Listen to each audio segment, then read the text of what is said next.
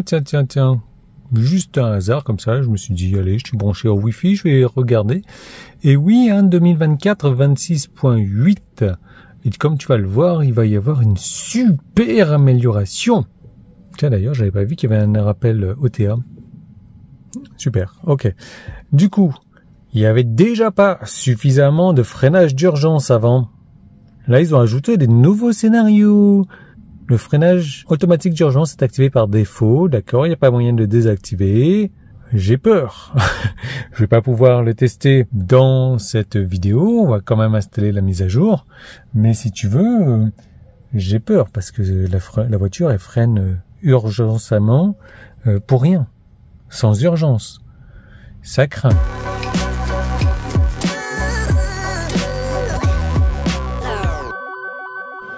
On sait jamais. Comme j'ai peur de ces freinages d'urgence, je vais même pas sortir aujourd'hui. Tu vois qu'il est 15h27, j'ai branché la voiture. Elle va rester dormir toute la nuit, etc. Elle va se charger. Nous, on va tranquillement faire la mise à jour et on va tranquillement se parler de Connerland. Oh, j'ai des Connerland sur ma clé. Merde. Vite. Ouah. Avant de lancer le Connerland, je fais une petite aparté rapide. Le parrainage Tesla est de retour. Donc, ils ont encore modifié le parrainage Tesla aujourd'hui au 6 septembre 2024. Le parrainage Tesla est vachement avantageux pour les filleuls qui reçoivent 1000 € de réduction sur leur véhicule neuf. Véhicule en stock, je suis pas trop sûr, j'ai pas trop vu la remise s'appliquer. Pour le parrain, on reçoit 500 €, mais qu'on va pas pouvoir mettre sur notre compte en banque, n'en déplaire à certains, mais qu'on peut utiliser pour dans la boutique Tesla, pour faire réparer sa voiture, pour améliorer les choses, pour éventuellement rajouter une boule d'attelage sur ta voiture, ça coûte 1300 €, un truc comme ça. Bon, bah, tu peux déduire 500 €, ça fait un parrainage. Et on est limité à 10 par an. Donc ça, c'est pas mal aussi, ça va éviter qu'il y ait des dérives. Donc pourquoi j'en parle? Parce que si j'en parle pas, ben, voilà, j'ai rien. C'est sûr que de plus en plus de personnes en parlent sur YouTube et partout et sur les réseaux sociaux parce qu'il y a à gagner. Mais je trouve ça juste dommage que quand il n'y a pas de parrainage, ben voilà, les chaînes YouTube sont en berne, personne n'en parle, ils ne font plus de vidéos. Quand il y avait des parrainages, oh là c'est la folie, c'est la fête, etc. Bon, ça fait partie du jeu, c'est juste dommage de pas garder un certain rythme, comme moi, de vidéos au minimum par semaine depuis 3 ans. Ok, quand même. Bon, en tout cas, mon lien de parrainage est dans la description. Si tu veux devenir mon filleul, ça sera avec plaisir. On peut s'auto-parrainer également, mais si tu t'auto-parraines, je suis pas sûr que tu récupères les 2 bonus d'un coup. Une fois que j'aurai atteint les 10 parrainages, bien entendu, je ferai bénéficier d'autres personnes de ça également, histoire de partager un petit peu. Dernière petite chose, petite parenthèse, je parle de ma vie privée là, parce que j'ai pas envie de te mettre 10 minutes de Connerland, même si c'est sans doute ce que tu préfères. La chaîne YouTube m'a beaucoup apporté en fait en termes de relationnel. J'ai rencontré beaucoup de personnes passionnées par Tesla, certaines personnes que je rencontre comme ça, qui récupèrent juste un accessoire et puis qui s'en vont, d'autres personnes avec qui on a créé des liens d'amitié un peu plus forts, et ça c'est intéressant.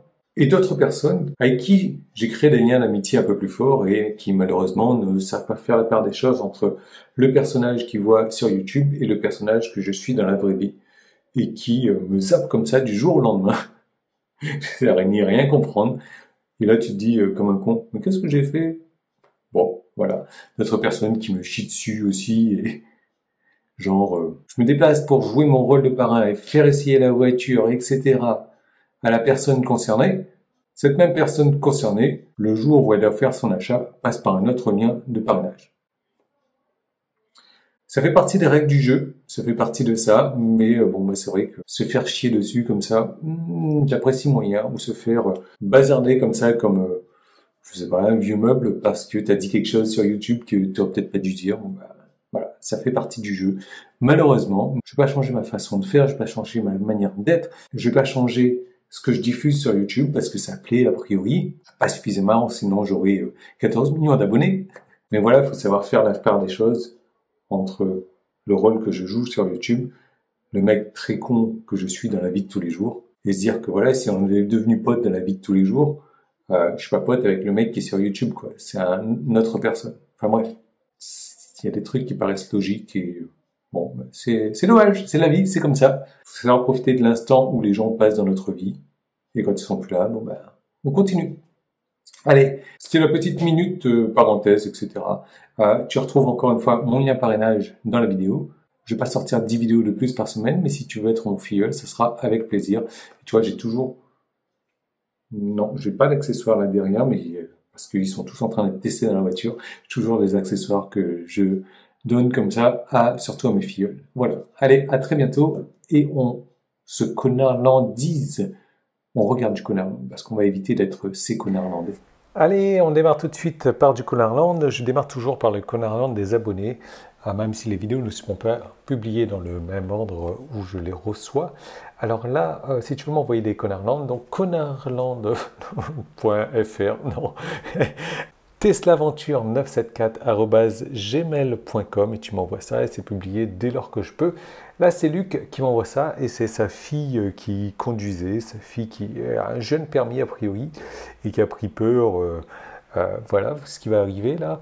Regarde la personne sur la droite qui traverse juste devant la Tesla. Et je te rappelle que la voiture a une caméra très grand angle, donc en vrai, c'est beaucoup plus proche que ça n'en a l'air.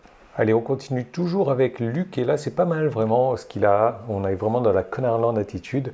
Ça va débarquer sur la gauche là, une BM qui va être en contresens, qui va se taper une jolie ligne continue et qui en plus nous fait un joli passage en force là. Ça c'est de la connard attitude quand même pour aller à Conarland le plus rapidement possible quand même, c'est ça le but après tout. Allez, on part sur une autre série qu'on m'a envoyée, là je commente en live directement, donc là on est dans un rond-point, regarde-moi cette Mercedes, dernière minute, lui il passe directement entre deux voitures sur deux voies compliquées, lui, eh bien... Ouais, wow, il se passe des trucs de malade dans ce rond-point là. Regarde-moi cette Porsche là qui déboule à toute allure et qui se prend pour le maître du monde et qui essaye de directement taper sur la voie de gauche quoi. Et là, oh, à la dernière minute, bon, en rond-point évidemment, grillage de priorité. Ici, regarde-moi à quelle allure déboule cette Mercedes là qui grille le feu rouge, le rond-point. Grille la priorité, notre rond-point encore. Vas-y que je te grille la priorité dans le rond-point. Je suis trop pressé d'aller à Conarland. Ici, feu rouge grillé, évidemment. Ici, regarde, la personne s'arrête sur le passage piéton, mais ça ne plaît pas à tout le monde, surtout aux Conarlandais. Regarde, il passe quand même, le mec. Ici, eh ben, on a le feu vert, mais quand même une autre voiture qui déboule de n'importe où. Bon. Truc classique dans le rond-point, mais lui il n'est pas content, hein. Regarde-moi ça, il doit traiter de tous les mots qui viennent, surtout des noms d'oiseaux, mais bon c'est comme ça. Regarde ici, regarde cette voiture là qui passe, genre une demi-seconde après tu as le tram qui passe, mais putain, mais c'est hallucinant quand même. Ils se rient du danger les Conarlandais, hein. Alors regarde là ce qui va déboîter, il y a des voitures qui arrivent en face.